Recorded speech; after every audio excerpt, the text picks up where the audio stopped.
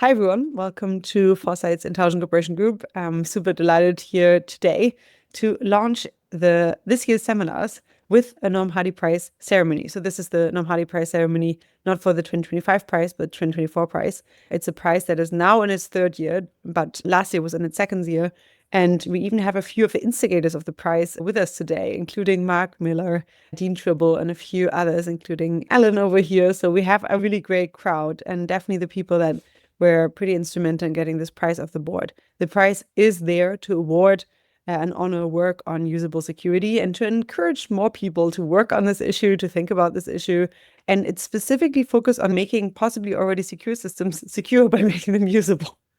So that's, I think, a problem that is quite often neglected. And this year, we're incredibly honored to award this prize to you, Serge. We've already had the chance of meeting you very briefly and actually handing over the physical award. But you have a really interesting, I think, approach to just getting a head start on making headwinds on this progress. And that is by leaning into the tendency for people to want to delay things.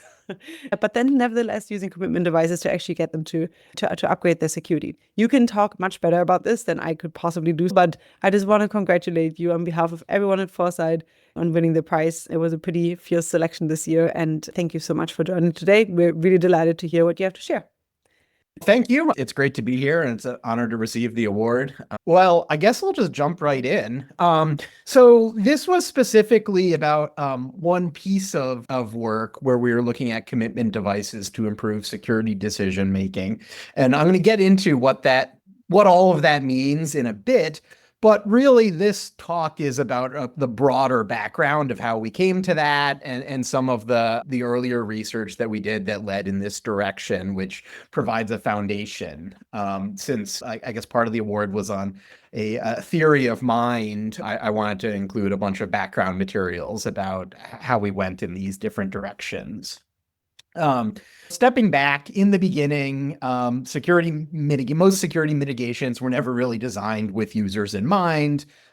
Training was expensive and often ineffective. Security decision-making is often seen as a chore, and naturally this resulted in low rates of compliance with many security mitigations, such as ignoring warnings or not understanding why you should have a strong password or applying software updates, those sort of things. And over the past 30 years now, there's been work showing why this is a problem. And now usable security has grown into its own subfield. The first paper that I can think of off the top of my head was back in 1996. But then over the next decade, usable security has turned into its own sub-community within both security and human-computer interaction. And now we design things with the user in mind. And so what does that look like? The average user is 33 and has one testicle and one ovary. Obviously, that's a joke. And the point is that no one really fits the definition of the average user. And as a result, that's why I argue that a lot of security decision-making is suboptimal, because instead we're satisficing to this fictitious average user who doesn't really exist and doesn't really fit the profile of most real people. And as a result, problems remain. Back in the day, users would see security warnings in the browser that looked something like this. What people would really see this as is a pop-up that says something happened and you need to click OK to dismiss this warning that's preventing you from doing the thing that you're trying to do.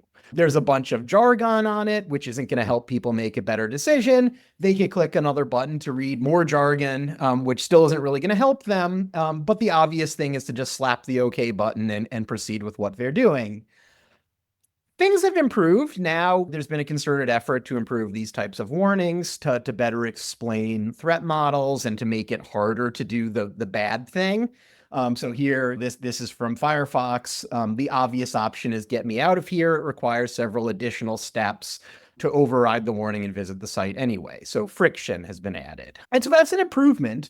But the hypothesis behind all of this work is that current usable security solutions are only going to yield local maxima when they only consider human behavior in the aggregate, because no individual perfectly fits this definition. Whereas we can start optimizing security mitigations by tailoring them to individuals rather than the average.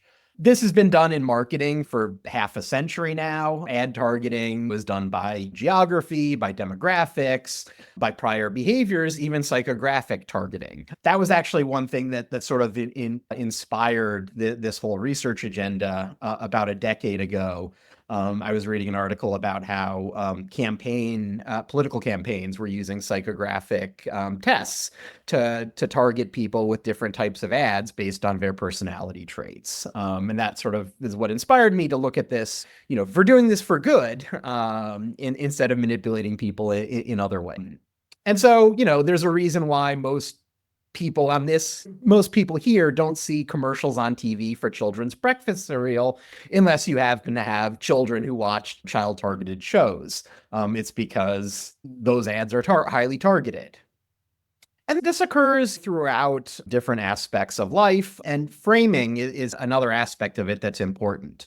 So different traits impact how people interpret the information that's provided to them. For instance, there have been psychology studies that show that people with low numeracy, so people who have trouble thinking in numbers, there's a difference among those people about foods advertised as 95% fat versus 95% fat-free versus 5% fat. Someone with low numeracy is going to view the former much more favorably than the latter, even though they're describing the exact same thing. And so this sort of framing impacts decision-making.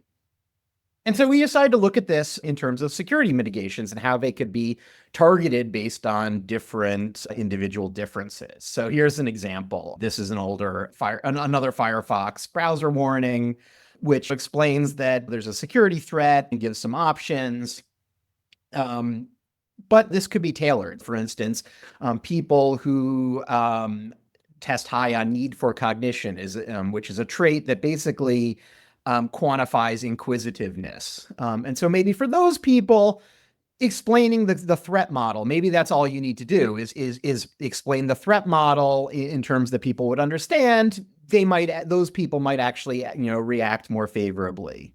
Another is maybe for people who are impulsive, you can make other design decisions. In this case, the ignore button, the ignore option is grayed out and forcing the people to wait a certain period of time, basically preventing them from making the impulsive decision of trying to swap the warning away immediately. And maybe in that time that they're forced to wait, they might actually be less impulsive and read the message and consider it. Another is dependence. So dependence is another decision-making trait where people, with high dependence basically look to others for decision-making. And so maybe a warning for people with high dependence might frame it that, security experts think that you should do X. Maybe that's more persuasive to people with high dependent decision-making. Consideration for future consequences is another well-studied trait in the psychology literature, basically about how forward-thinking people are in terms of consequences. That's pretty self-explanatory. So again, maybe talking about the future impacts of these decisions that might be persuasive to people with that trait. And so the question was, where do we begin with all of this? The first step was looking at how should we segment users. If we're going to target different people with different security mitigations, we need a way of looking at which traits are likely to actually be effective in terms of the targeting. Or rather, how should we customize these mitigations based on that segmentation? I showed just a few examples of possibilities. We decided to look at this in depth. And so we first looked at several different trait measures in the psychology literature that might be correlated with different security decision-making. Most people who have taken Psych 101 have probably been exposed to the big 5 personality traits. This is a very coarse way of measuring of traits. And so we decided to look at this as a starting point. We found that these weren't actually predictive of really anything in terms of security decision-making. And so we looked specifically at the decision-making literature where there are lots of different psychometric scales to test lots of different possible traits. And so we looked through these to try and figure out we hypothesized about which of these traits might actually have impacts on how people make security decisions. Need for cognition is one I talked about earlier. Decision-making style, there are several different subscales. So people who make rational decisions or avoid making decisions, or how much they look to others, or how much they make gut decisions or spontaneous decisions. Those are all measurable traits. risk taking, their skills for that, as well as impulsivity. And I mentioned considerations for future consequences already. So we did a few experiments with surveys, and we've seen that these do correlate with privacy attitudinal scales. There are a few in the literature. Stepping back, why looking at attitudinal scales? Attitudes predict behavior generally. In most cases, intention to act is a prerequisite of behavior. And so if people don't state a willingness to act, it's highly unlikely that they are going to take an action. So we use this as a starting point. And also by using different scales and looking at correlations between the different traits, that's much easier it allows us to go through lots of different scales quickly, because we're basically having people doing surveys as opposed to controlled experiments with various environments that we'd have to construct. And looking at a bunch of these, the Weston Index is a scale that's in the literature. It's been widely used for several decades. It categorizes people as privacy fundamentalists, pragmatists, or unconcerned. We found that it's not very predictive, and there's been some literature that shows that the Weston Index doesn't really predict privacy decision-making at all. There are other scales in the literature that we found that were predictive. I'm not going to really go into those. As I said before, the big 5 personality traits we found didn't correlate with any of this.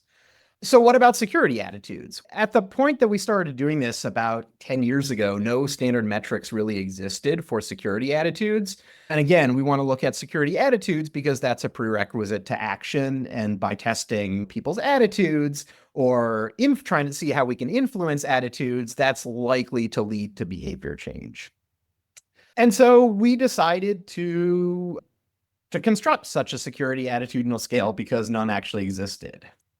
And so there's a lot of literature on how to properly construct a scale. One does not simply construct a new scale. It's actually a pretty rigorous process where you need to define explicitly what you're measuring, come up with possible items, and basically what that means is survey questions, and then refining it by measuring several different statistical properties, and then doing validation afterwards. And so I'm going to briefly get into this. So what we wanted to do was measure users' self-reported adherence to good security behaviors, giving people questions about security behaviors that they engage in, when we ask how frequently they do this thing. But then the question is, which of these behaviors are actually important to measure? So we briefly surveyed some of the advice that we could find online in terms of good security practices for users. At the time, we looked at US CERT, which had 500 plus items, which is obviously ridiculous. Most end users are not going to go through all of those different things. They want to be told a few number of things that they can do to stay safe online, without having to memorize hundreds of possible behaviors to change.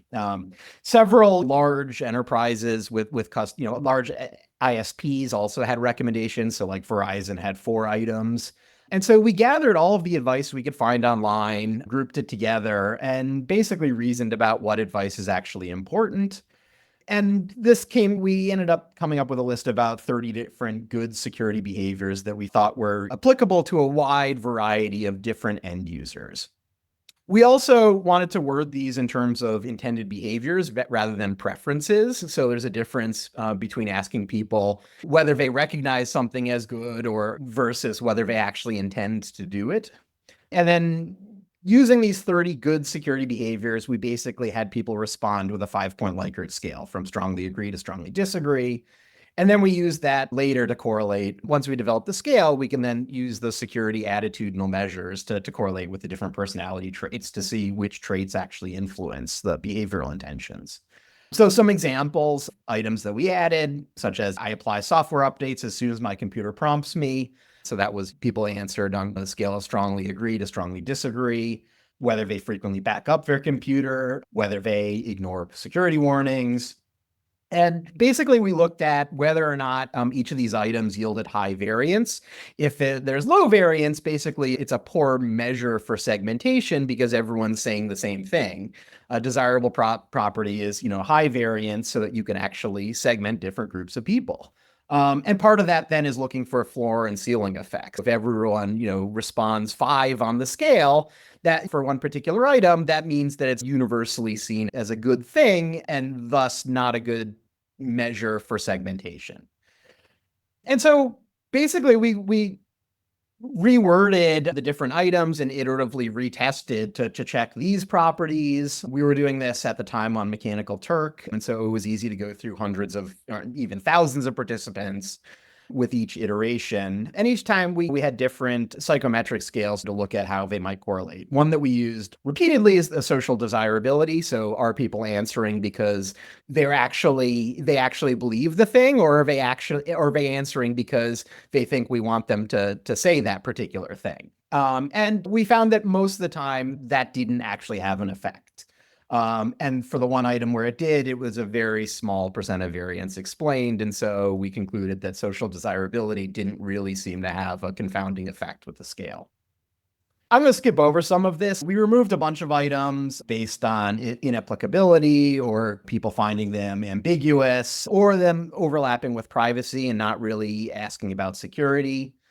We did a lot of rewording and iteration. Again, we had a couple thousand people do different iterations of this. And finally, this resulted in 24 different items. We then refined it. We used factor analysis to look at the different factors. And basically, we were able to pull out 4 different factors that the different items elegantly fell into, which I'm going to talk about here. So basically the 4 the factors are as follows.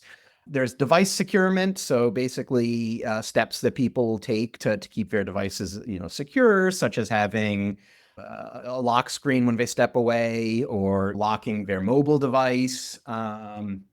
There's password generation intentions. So whether people try to have good password hygiene by changing compromised passwords, or strong passwords, proactive awareness, basically how often people are trying to identify security threats. So whether they install URLs or look at other indications of bad security. And then the 4th factor was updating. So whether they basically promptly update software when asked. We then did a confirmatory analysis where we recruited more people again and basically found that the scale is very reliable.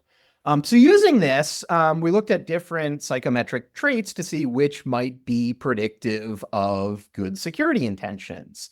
And so this is basically a correlation table with only the statistically significant correlations are present. So for instance, need for cognition correlated with all the different subscales. So basically people who are inquisitive are more likely to engage in good security behaviors across all the 4 dimensions.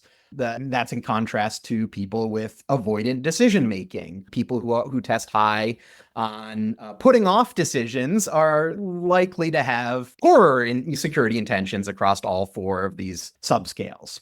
And so using this created a tool for us to quickly evaluate how different psychometric traits might influence security decision-making.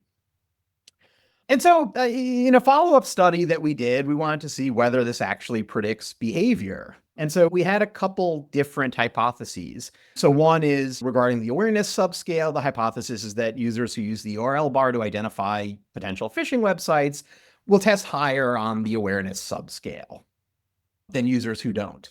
Similarly, you have the password subscale. So users who create passwords that cannot easily be cracked will test significantly higher on the password subscale than users whose passwords can be cracked. And so to test this, we did a couple more experiments where we had more Mechanical Turk workers completing psychometric scales. And as a way of basically breaking the tediousness of having to click lots of bubbles for multiple choice surveys, we showed them a screenshot of a website and with an open entry text box. And we asked them to just describe the website that's being shown to you. So there were several that were legitimate websites, and then interspersed with those, there was this one, which is, if you look at the URL bar, it's a phishing website. And so what we found 2 weeks later, we then invited people back to actually take our security intentions scale. We didn't want to do this at the same time that we were actually collecting data on actual security decision making because that might confound the results. But what we looked at was, this was the correlation between people's the observed behaviors and how they tested on the scale. And so of the 700 some people who participated in this part of the experiment, only 22 correctly identified the phishing website. However, those people's scores on the awareness subscale was so much higher that this was in fact highly statistically significant. So this is a huge effect size.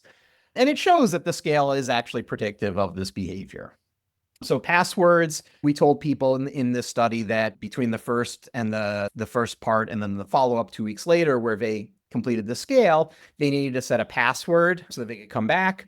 CMU runs this password guessability service. I don't know if it still exists, but basically you can upload a list of hashes and it'll tell you how many they can crack. There's a group there that's been doing a lot of research on password cracking. And so using all of their techniques, they've put together a service. So we found that about 15% of the passwords created for this study could not be cracked easily. And again, there was a medium-sized effect where the people who had passwords that couldn't be, cracked tested significantly higher. So again, showing that the password subscale was predictive. Regarding the updating subscale, the hypothesis was that users who promptly apply software updates will test significantly higher on the updating scale than users who delay. And so to test this, we actually just looked at the user agent string in the browser. The task we set up a separate cohort that was only available to Mac users. And we timed this 3 weeks after OS 10.11 had been released. And so using the user agent string, we could see what percentage of participants had already updated based on the prompts that the operating system would have given them at the time. And so eligible, we found that 24% had installed it. And again, this was correlated with our scale on updating. So those who had high updating intentions were significantly more likely to actually update their software. And then finally, there was device securement. So users who employ secure lock screens on smartphones will test significantly higher on the securement scale than users not employing secure lock screens. For this, we used a panel being run out of the University of Buffalo where they were maintaining a custom version of Android. And they basically had a couple hundred people who had opted in for researchers to push instrumentation to their phones to participate in research studies. We used the panel and we did it entirely passively. We just used our access to their phones to see who had used a lock screen and who was not using a lock screen on their mobile device. And then we compared that with the scores. And again, there was a statistically significant effect. This shows that the intentions as captured by the survey do appear to correlate with security behaviors. And then also the different graphic trait measures that we had previously examined. And the next step was then looking at how we can, now that we've seen that these different psychographic measures do correlate with security intentions, which in turn correlate with security behaviors, how can we best target mitigations to them? I just said this. One application area that we decided to look at was password nudges. And so we put together an online experiment where we had people role play that they were logging into their email. And we put together basically a generic webmail site where we had people set a password for a new webmail account. We decided to look at different nudges that had already been published in the literature on passwords. So there had been several papers on different password nudges with mixed results. Many of them were very ineffective. And so one hypothesis that we had was that maybe the reason why some of these nudges are ineffective is because they were just shown to everyone rather than, showing some nudges to people who we hypothesize are most likely to be influenced by them based on their decision-making traits. And so we decided to implement 5 different things. So one was just using password meters. Another was social framing, explaining to people that your password is stronger than X% of other users. Another is just offering hints on how to make a stronger password. There was quantifying password weaknesses, so showing bit strength or estimated number of guesses it would take to crack a password. So that might be, we hypothesized that might correlate with people high in numeracy by quantifying, the password strength. They might better understand this. And then finally, call correct horse battery staple, which basically came from this XKCD's cartoon, where they suggested, strong passwords could be done by grouping a bunch of random words together, and therefore it might be more memorable. We evaluated this, and actually another group also evaluated this and found out that there's actually no basis in reality for this. The passwords aren't actually stronger, and it's not clear that they're actually more memorable either. Anyway, so people participating in the study, they encountered this webmail thing, and no matter what they said as a control, regardless of what they typed in initially, we gave everyone the same message that said, the password you chose on the previous page is weak, please choose a stronger one below. So no matter what password they initially typed, everyone got this message. On the subsequent screen, though, when we asked them to try again, we then had several conditions. So we had a control which had no nudge, and then we had these different conditions. So here's the meter nudge, where we show the graphical representation. Here's the social nudge, where we say it's weaker than X% of other users. Here's the tips for strengthening. There was the quantifying the amount of time it would take to crack it. The correct horse battery staple is another one where we gave them 4 random words as an example. And the reason for, at the beginning, where we told them, regardless of what they entered, the password is weak, was we were a little concerned that if we gave them the condition right at the beginning, many people are just going to type the password that they use for everything. And so to discourage that behavior, that's why we told them at the beginning that, no matter what they typed, your password is weak, try again. And in addition to this, we then gave people our battery of psychometric tests, the ones that we found, correlated with password security behaviors, to see whether, people with different traits might actually find the different conditions, more or less effective. And one result we found was that there was a stronger password in every condition, including the control. The first password that people entered when they were then told your password's weak, choose another one. The second password was always stronger, even in the control condition. And so this shows that even the nudge by itself, if we didn't include this, we might not have actually seen whether the content of the nudge was effective versus just the presence of any nudge that told them choose a new password. And so our decision to do that additional control, it shows that was worthwhile. We also found that traits did predict nudge susceptibility in certain cases. Low numeracy participants created weaker passwords in response to the quantitative feedback than people who tested high on numeracy. Rational, high need for cognition participants responded well to the quantitative feedback as well. Dependent decision makers created weaker passwords in the social condition. So we validated this. We basically repeated the whole thing all over again with a new set of participants. Though this time what we did was we gave them the psychometrics first so that we could then target a specific condition at them based on their traits, which condition we thought would likely to yield optimal results for that individual. We did that for half the people. Actually, no, I think we did that for a third of the people. So a third were in a control where we just said choose a new password without any nudge. There was the optimal condition that I just described, where we targeted the nudge that we suspected would be most receptive to that individual based on their traits. But then we also decided to randomly target some of the nudges to others. And what this shows is that the optimal targeting resulted in a statistically significant effect, while randomly having a nudge resulted in some improvement, but it was still suboptimal. So here's an interaction effect, just showing the difference. I could skip over that. And so this brings me to the current work, building on this, looking at the different decision-making. One thing that, in addition to different mitigations potentially being mistargeted at people, another psychological effect that commonly comes up that prevents people from making good security decision-making is present bias. Oftentimes, regardless of how the message is framed, if it comes at an inopportune time, people might just ignore it altogether. Users are asked to do things which they might recognize as being a good security behavior, but because they weren't asked at the right time, they put it off and then forget to do it altogether, even though they might have intended to do the right security behavior. And so to mitigate this, there have been some attempts. At the time that we were starting this research a few years ago, a bunch of the major OSs started incorporating these updating messages where instead of updating now, okay, or cancel, there's an option for later instead of canceling altogether. And so we wanted to see whether or not this is actually is effective at mitigating present bias. And if so, whether there are certain psychometric traits that might predict whether people are more or less receptive to this sort of nudging. And so we decided, since at the time that we started this, people were getting used to seeing these messages with regard to OS updates.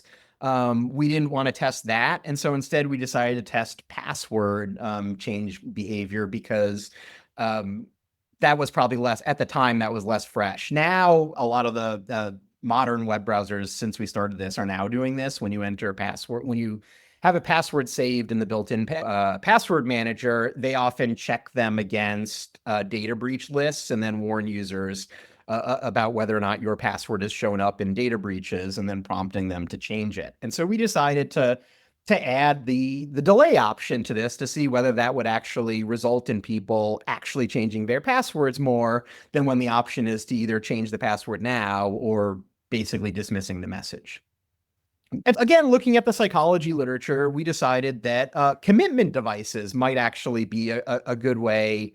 There's been a lot of prior literature on commitment devices, which is why we thought this might be a good way to improve security. A few examples of this, there are soft commitments like getting a gym membership, for instance, when people might sign up for an annual gym membership to force themselves to go to the gym so that they're, not wasting money. Or there's been literature on, people making pledges or oaths.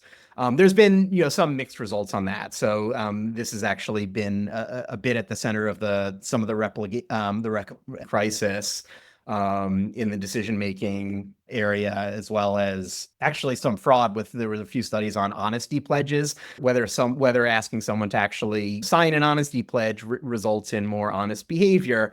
And so there have been some mixed results. There's been some positive, and then there's been some failure to replicate. And so we wanted to explore whether this applies to security.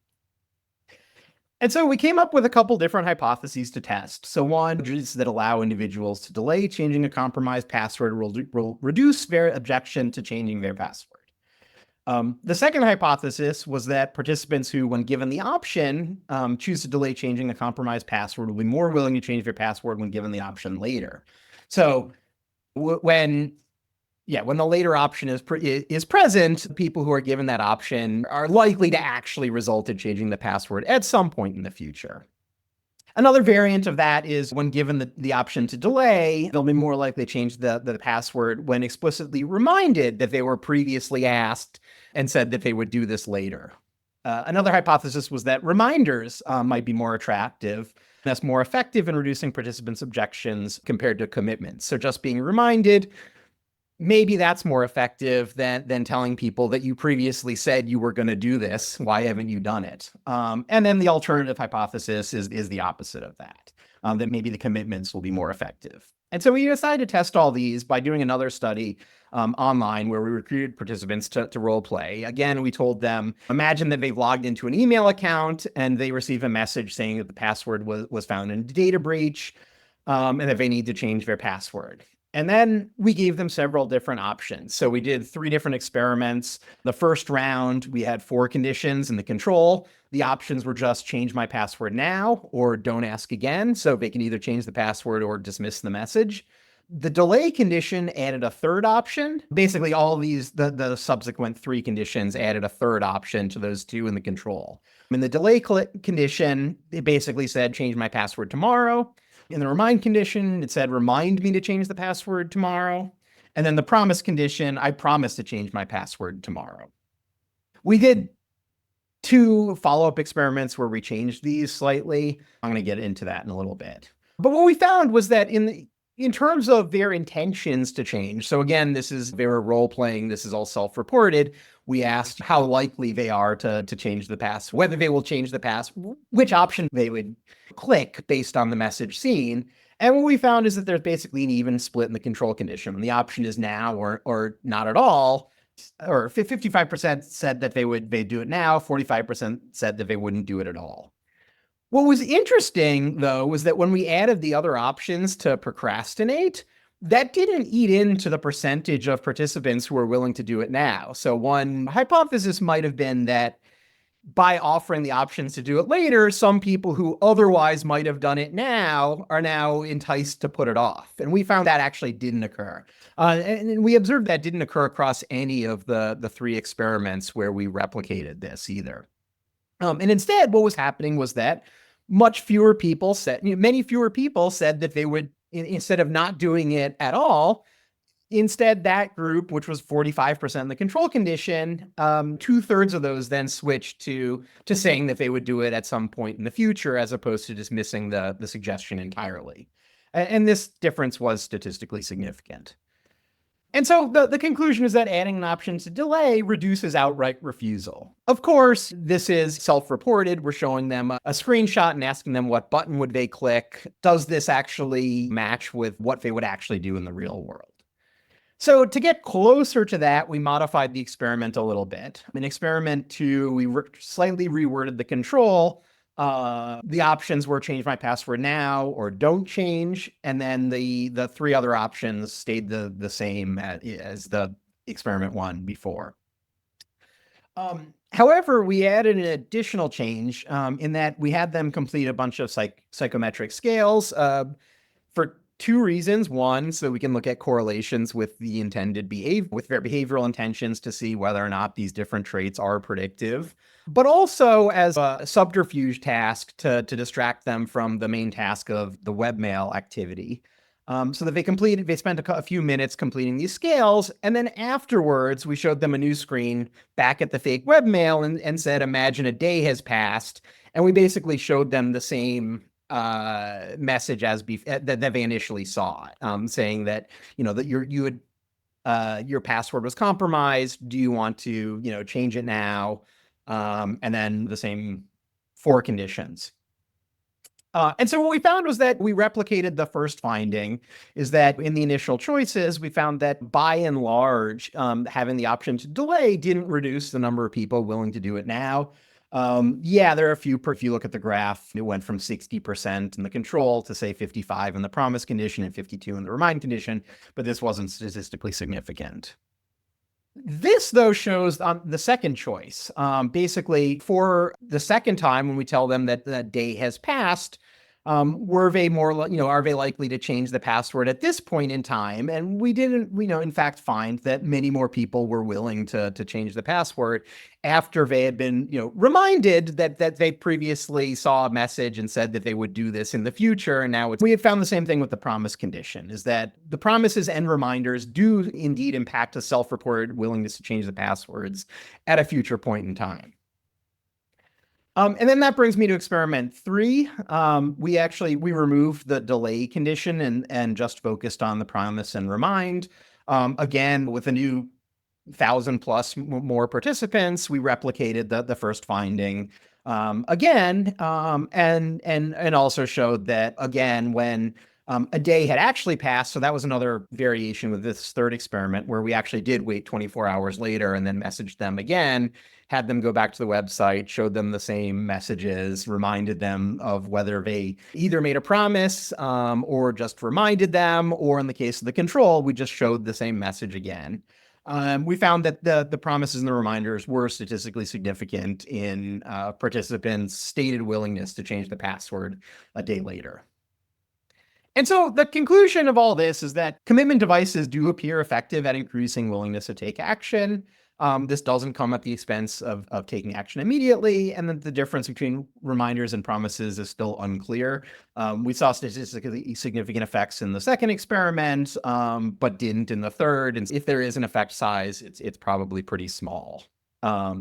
But overall, this body of work shows that compliance with security mitigations can be improved by designing nudges that account for human behavior. And so I'll leave it at that. Questions?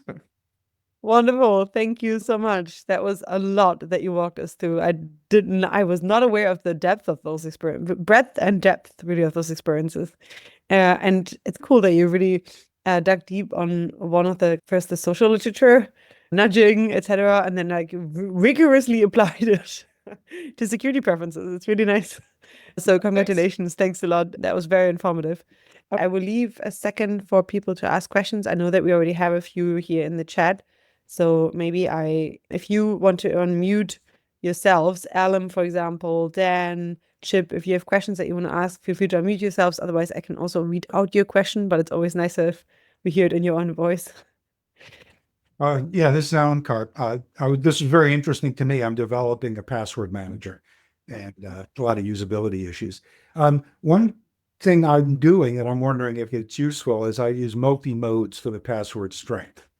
So there's a bar, its length tells you something, its color tells you the same thing.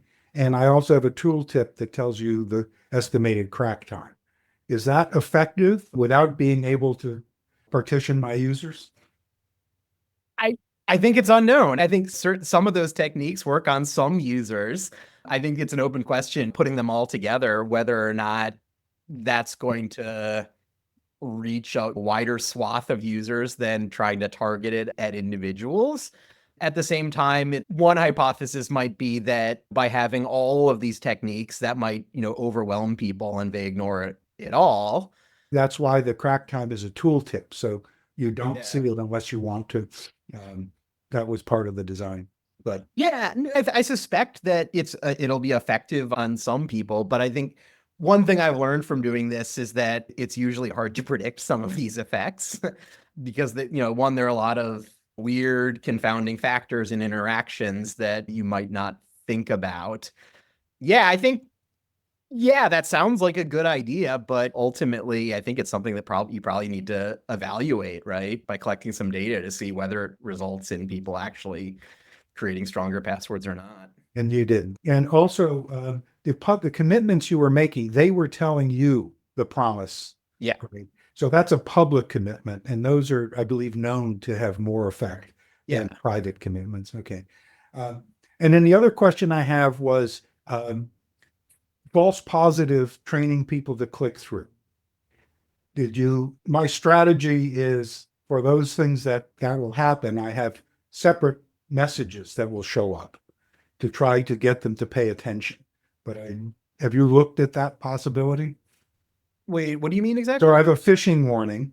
Okay. But most of the phishing warnings are false because sites use different domain names for the same account. And I have a strategy where I will switch to a different one after a couple of false positives on the first one. Yeah, I think I did a lot of work on phishing warnings in grad school. This is like 15, 20 years ago now. And one of the biggest problems at the time with warnings in general in the browser is that most of the time people see them, it's due to a false positive. And then you get habituation where basically people know it's a false positive and are trained to swat it away. And the way to defeat habituation is by redesigning it. And so giving them a different warning. Yeah, that seems like a great strategy. Thank you. Very cool. Great work. Thanks. Cool. It's awesome that it's immediately possibly useful to your work. Okay, I'm going to ask a question/comment here from the chat. Oh, unless Chip and Dan, if you want to unmute yourselves, feel free to do so. I'm interested in, I had a couple questions, but they're really variants on the same question, which is and by the way, this was a great talk, and I really found it enlightening and enjoyable. There is a bit of a mismatch in that a lot of website operators are not entirely competent in their execution of security policies, in the sense that there's a lot of cargo cult behaviors, a lot of blind leading the blind. There's a lot of stuff which is popularly represented as security best practices, which are actually stupid and counterproductive. And so there's sort of a cursive knowledge problem that I have sometimes, which is, for example, one thing that happens is, based on the website, I might consider security to be extremely important or not important at all with respect to, say, password strength. My example here was if it's my bank, I want it to be like rock solid. Whereas there are some websites where I really don't give a crap if other people are able to guess my password here, because it just doesn't matter. And so there's this sort of tug of war going on between the site trying to nudge me into a certain behavior versus my resistance to that behavior just because I think they're doing it wrong. And I wonder if that's just weird because I know too much, or whether that sort of divergence is more common.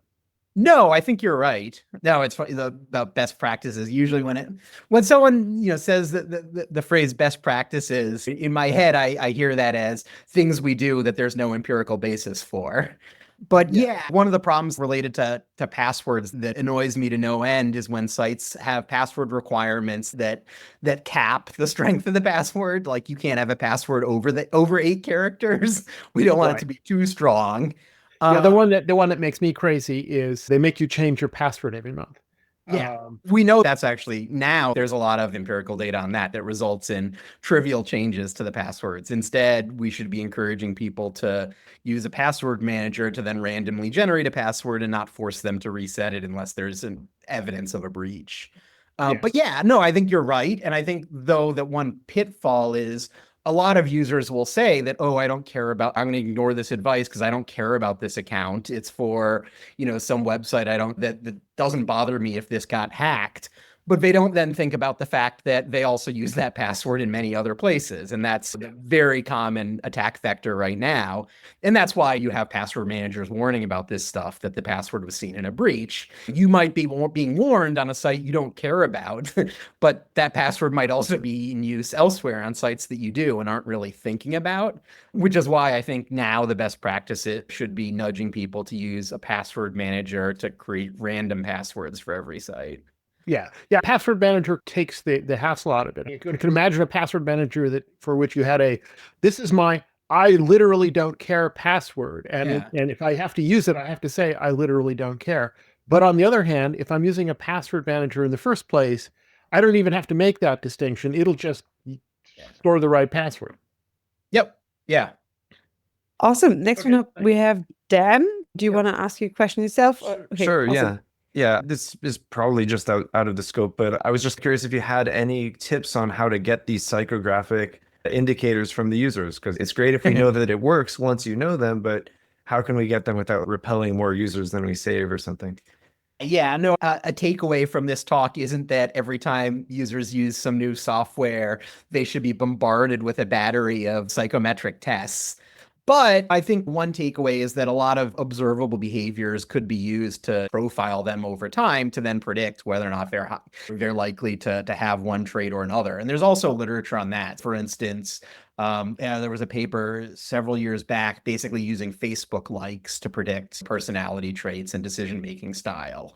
And there's lots of data that's already being collected on behalf of surveillance capitalism, right? It's generally used for marketing purposes, but using that same data that's already being collected could probably be used to do some good to try and figure out how to more effectively nudge people to make better security decisions. And yeah, to reiterate, the takeaway from this talk is not to bombard people with surveys. Cool. So my takeaway from that is try to divine it from the existing data you have, which there's likely plenty of. Do you have a favorite of the scales? You showed like 5 different scales or something on the decision-making literature, or you said predictive scales are the IU, IPC, and PCS, or are those the... Those are privacy scales. And yeah, those are scales that are used for privacy decision-making and have showed to be fairly predictive of how people make privacy decisions. In terms of just general decision-making, correlates with security decisions we found were, things like need for cognition. So how much people, are inquisitive. And so for those people, explaining the threat model in terms that they would understand, now they get it, why they understand why they should do this thing, and they're more likely to do it. Or consideration for future consequences was another one. So explaining how this is likely to have adverse impacts to someone in the future might get them to those people might pay more attention to that. Yeah. Cool. Thanks. Yeah, it really was a great talk. We now have about 2 more minutes. I'm not sure if we can get into a full other stack of questions unless someone raises their hand very quickly.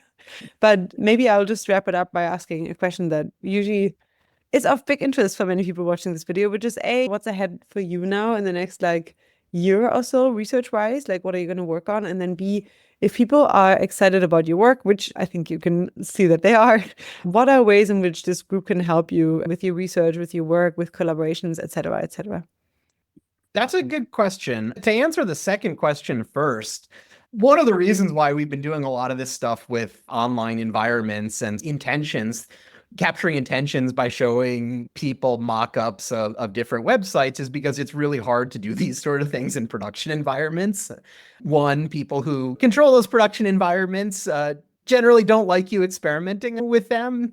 But yeah, like when we first started on this, we had high hopes of external collaborations where we can implement some of these nudges in actual sites that people use so we can see how it actually works in the real world, and beyond just looking at people's stated intentions, which I contend are still important to measure because intentions are still a prerequisite of the behavior. But we have a poor understanding of how this would actually work in the real world. We have what's known as high internal validity, in that we have every reason to believe the results that we got in this, constructed environment, and that these effects do exist.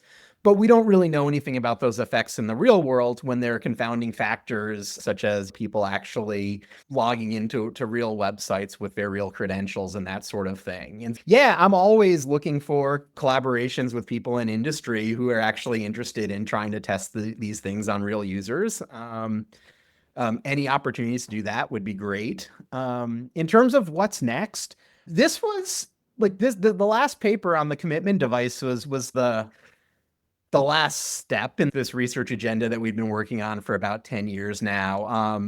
Over the past few years, I've been shifting. I've been doing mostly work on privacy now, looking at privacy decision-making, how people make decisions about what data is collected about them, and trying to offer more usable controls and transparency. I've been doing a lot of stuff to look at data flows on the web and mobile apps, looking at how that comports with user expectations, basically. And then also looking at the effects of privacy regulation on that, on whether privacy regulation is resulting in data flows that are more likely to comport with people's expectations. Awesome. I'm sure that there's a lot, like a similar goldmine on the privacy side for this type of stuff. Oh, yes. Yeah. Thank you so much. I really appreciate it. Congratulations again from everyone at Foresight. Thanks everyone for your great questions. And yeah, I look forward to seeing you again in a Foresight environment sometime, and good luck with your work. Yeah, thanks again. Again, this was a great honor, and it's nice meeting everyone. Have a good one. Bye everyone. Thanks.